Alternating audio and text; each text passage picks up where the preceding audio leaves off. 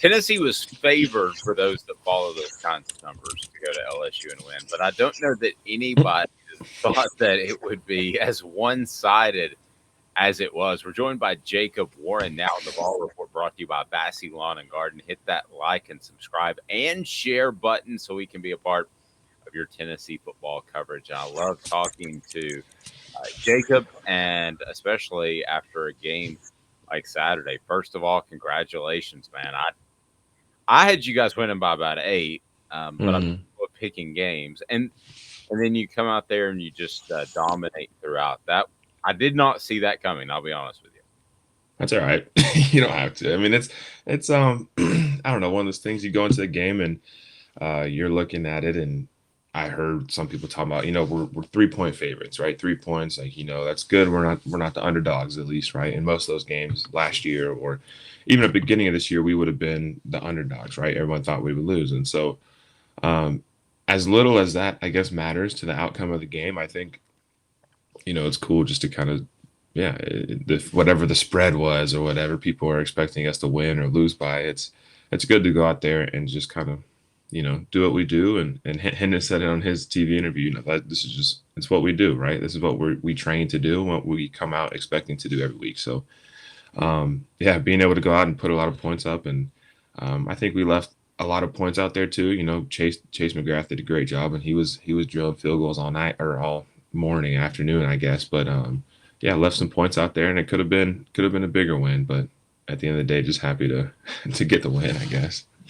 Okay, well that's interesting. So, given the circumstances of the game, as you look back, how close to your potential do you think you were? Because we're never the absolute best in anything Right, we do. How right. close to the potential you're kind of alluding to the fact there was room to be better. Yeah, I mean, you just the goal is not to be perfect, right? Because no one, like you said, no one will ever be perfect in the game and in anything, right? But the goal is just to, take everything that the defense gives us, right? That's what we're trying to do. We're trying to capitalize on their mistakes. We're trying to, make something out of nothing, right? And so, there's a lot of there's some drives that just kind of stall out there at the end, and whether it's just execution on a third down play, or just not really playing with our tempo, right? The way that we like to play, the way that we like to, operate on offense, has, led to, maybe us getting down to the 35-yard line, but then us not being able to go and finish those drives, which puts up, 7 points instead of, well, 6 points, right? But a potential 7 points instead of the 3 points. And then, if all that happens, you're looking at, a game that's much more out of hand, 28-0 versus, 13-0, which is what we went into maybe the second quarter at, or whatever. Um, so, it's obviously you can't complain with a win, but yeah, there's things out there that we can still continue to improve on, for sure. That being said, how close is this offense and this team to its potential? How much more room Yeah, for growth is there?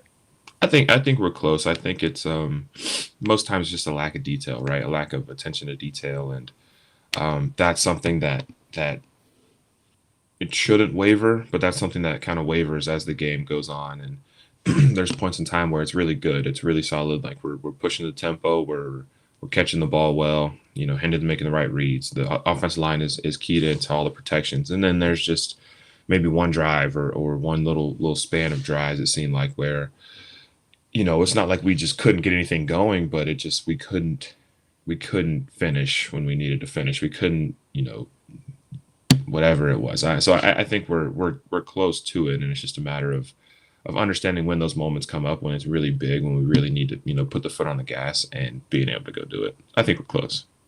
The Ball Report brought to you by Bassey Lawn and Garden. Bassey Lawn and Garden is your home for industrial, commercial mowers, also the residential mowers. They're worth the drive wherever you might come from because you're going to save a lot of money because they are able to deal with volume. Again, Bassey Lawn and Garden, man alive, it's worth the drive. Go to Bassey.com. Also, hedgers, trimmers, all that you need for lawn maintenance. Bassey Lawn and Garden brings you the Ball Report with Jacob Warren. So Jacob and Byron Young said in his press conference following the game that he didn't specify which coach. And I know you guys are ready to get out of there. So Mhm. his press session was like I think 3 minutes and 48 seconds. So he said that a coach told him, and I don't know if it was Josh Heupel or who, but those were the best 2 days of practice that you guys have had since being under Josh Heupel. Did you hear that message as well, or was that maybe just the defensive side? I mean, like the offense and defense are separate for a majority of the practice, right? So you never really know what's going on over there. But I think on the offensive side, obviously what I'm seeing is I see guys that are pretty locked in, right? Most of the guys are understanding. The offensive line is understanding, the different looks that we might be getting, and it's gotten to the point where, all right, maybe I made a mistake on that on the Monday practice or the Tuesday practice, but Wednesday it truly seems like it's getting pretty solidified in my brain. Like if I see that look, I know exactly what's coming. I know this, I know that, whatever. And yeah, I guess at the end of practice we all come together, and coach always asks the defense like how to go, like how was it, and they all were always saying it was a good practice today, great, we got better, like we're locked in, whatever. So yeah, I mean, I think we had a good week of preparation, and so that kind of pays off, and you see that preparation come out on Saturday. It certainly did. And then the start with the fumbled kickoff return for, Yeah, I mean, that's a team that is in a rebuilding mode, in a transition period. Goodness knows you've been there, what, yeah, twice? And right. so when that happens, I mean, I'm sure you can empathize. That's got to be a gut punch to their psyche. Yeah, really unfortunate for them. Uh, I hate it for them. I really do. No, notice I said empathize, not sympathize. Not sympathize. There you go. Yeah. No, it's it was obviously unfortunate for them.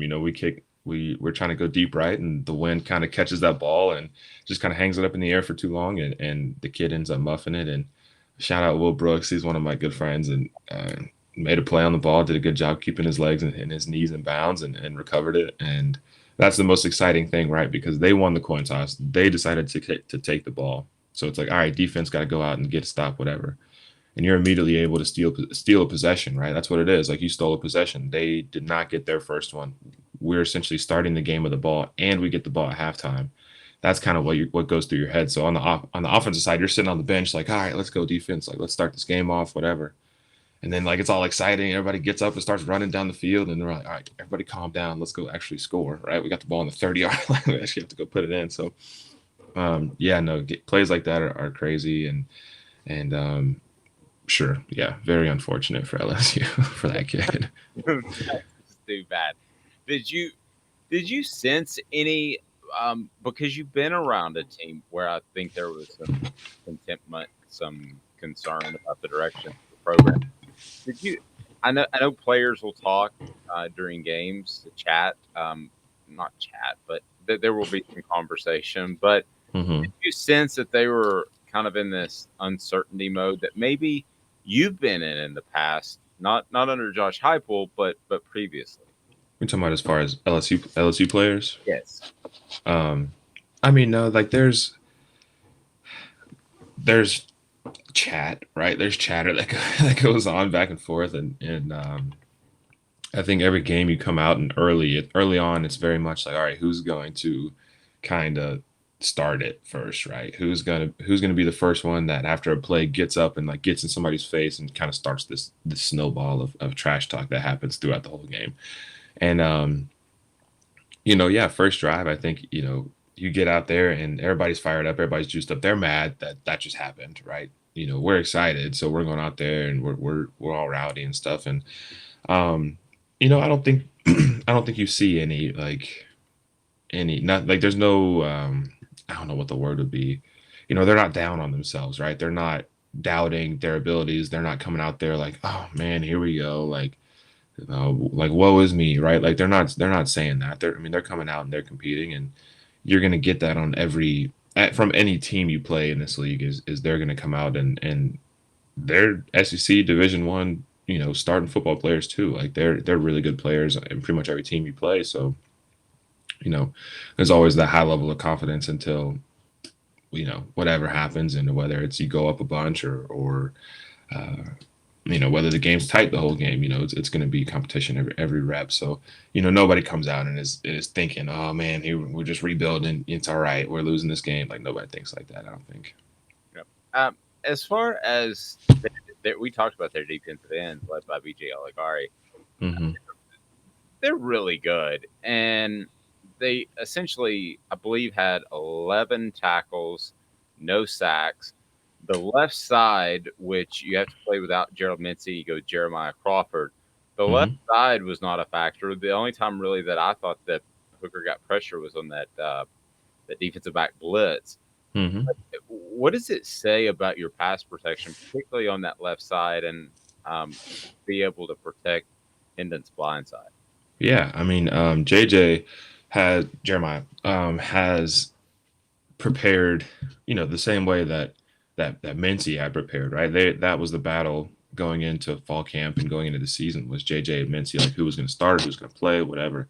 So like JJ's ready for that moment, and it's good for him. And then Dane Davis stepped in and he was able to hold his own, right? He's a good player too. So like it's it's just a matter of plugging guys in, and like I said, as long as everybody's keyed into the spots and the points and where we're working to on protections and making our calls and making sure everybody's on the same page. At the end of the day, it's just a matter of everybody working together and being on the same page. And I think tight ends and running backs have a big part in that too. Is just trying to make the other guys right. If one of them cuts somebody loose, we're there to try to help them out or help them if they get beat or whatever it may be. So, yeah, I think the offensive line and the front did a really good job of just protecting the guy back there. And yeah, obviously, again, they made 11 tackles, right? I don't really know their stats, but they're good players too, right? When we went into it knowing that they would make their plays and the run game, and being able to protect Hendon is a really big thing in that game for us. I want to ask you about two guys that I believe have the highest upside on the entire team, and you can tell me if I'm wrong, if I'm leaving somebody out. I remind you to hit that like and subscribe button. Be sure and share. We greatly appreciate that. The Ball Report brought to you by Bassy Lawn Guard. Man alive, it's worth the drive.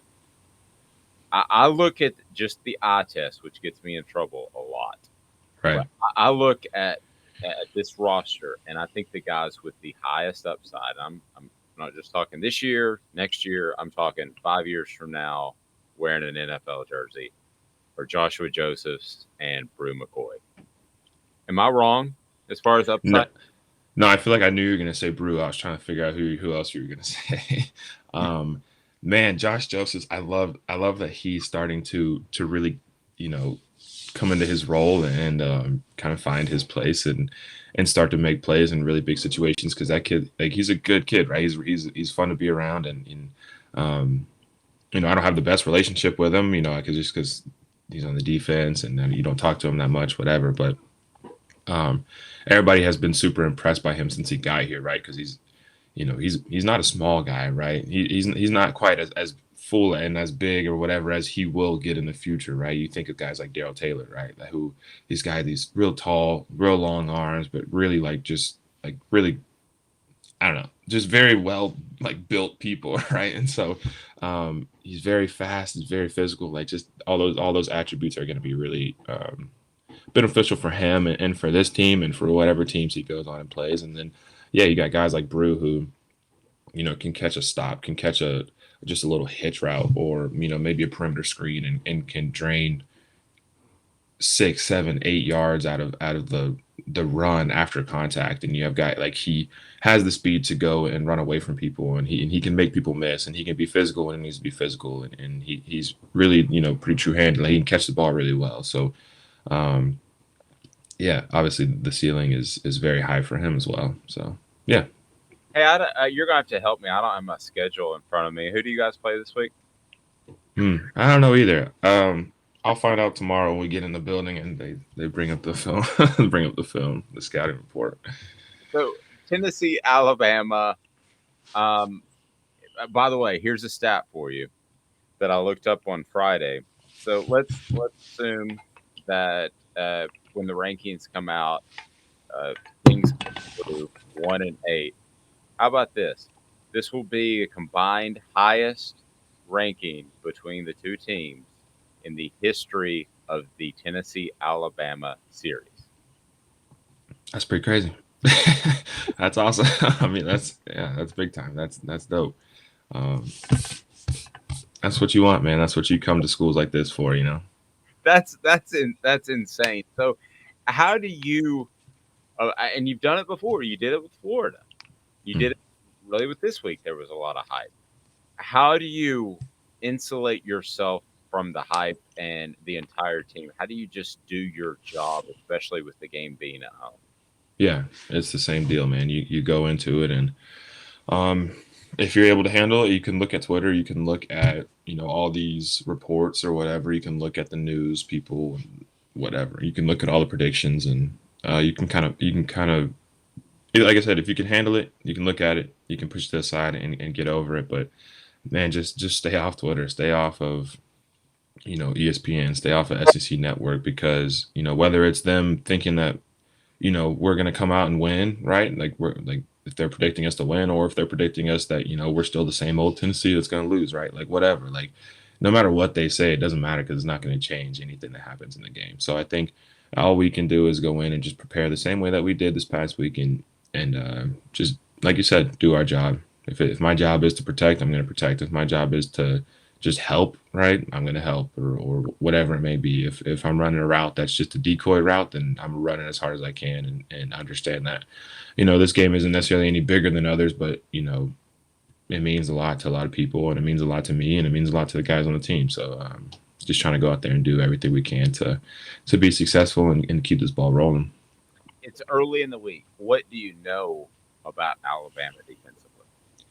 Um, I mean, again, I haven't started watching film on them, but you watch them, play the game and you watch their games on Saturdays if you can. And, obviously have extremely talented players on the back end and their linebackers and their defensive line. Like they have good players and, they will continue to have good players for a really long time. And, um, structurally, they're probably, I'd assume, play a lot of man, right? And just try to match up with guys because they have good athletes. And that's what, if you have good athletes, put your good athletes on their athletes and let them go make plays. So we'll see as far as fronts and scheme and pressures and you know the back end stuff. What's going on? We'll get into that tomorrow. But just trying to take this time, I guess, today to kind of relax and reset and eat some good food maybe, and and then head on to the next week.